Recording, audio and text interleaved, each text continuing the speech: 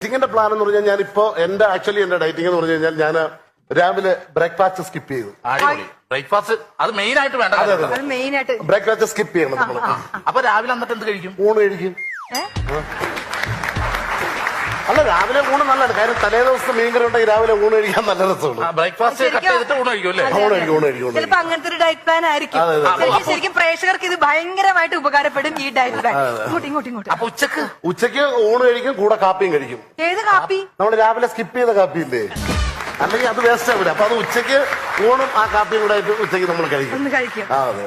പക്ഷെ വൈകുന്നേരം ഒറ്റ നേരം, അതായത് 6 മണിയാകുമ്പോ നമ്മൾ ഒരു നേരം ഗോതമ്പാക്കണം. നല്ലതാണ്. രാവിലെ ഊണ്, ഉച്ചയ്ക്ക് ഊണും കാപ്പിയും, അപ്പൊ പിന്നെ വൈകിട്ട് ഗോതമ്പ് എന്ന് പറഞ്ഞാൽ 2 ചപ്പാത്തിയെ കഴിക്കും. വൈകിട്ട് 2 ചപ്പാത്തി. കാര്യം 2 ചപ്പാത്തിയെ നമ്മൾ കഴിക്കാം. കാര്യം 7:30 നമുക്ക് വീണ്ടും ഉണ്ണാനുള്ളതല്ലേ. കാര്യം അപ്പൊ കൂടുതൽ ചപ്പാത്തി വൈകുന്നേരം രാത്രി 7:30 ഉണ്ണാൻ പറ്റില്ല. രാത്രി 7:30 വീണ്ടും